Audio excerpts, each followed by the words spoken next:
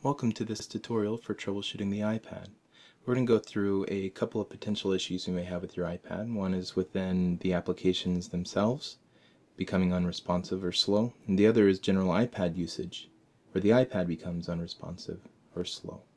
So to address the application issue, let's go ahead and open an application. I'll open up Pages.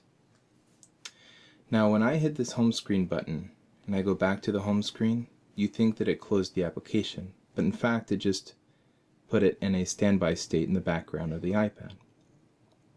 So if I were having problems with Pages, simply hitting the home screen button isn't going to resolve those problems.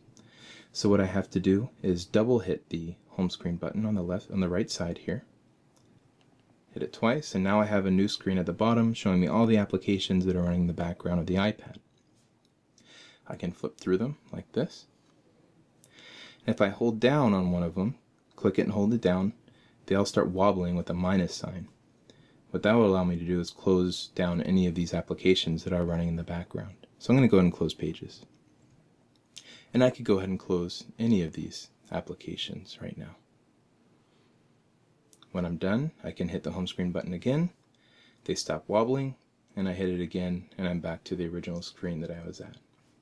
And so if Pages was giving me problems before, hopefully it's no longer.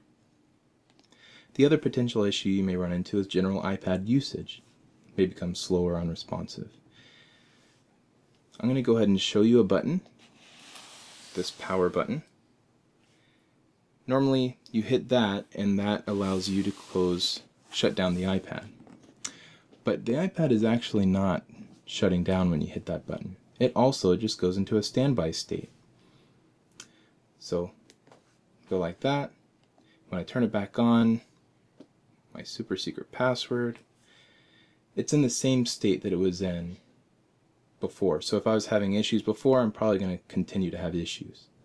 So what you can do to resolve general iPad issues is do a complete shutdown of the iPad and then turn it back on. In order to do this, that same button I showed you up here in the top left and the home screen button, I'm going to hit them both at the same time, and I'm going to hold it down for about 3 to 5 seconds, and you can see you get a new screen here, slide to power off.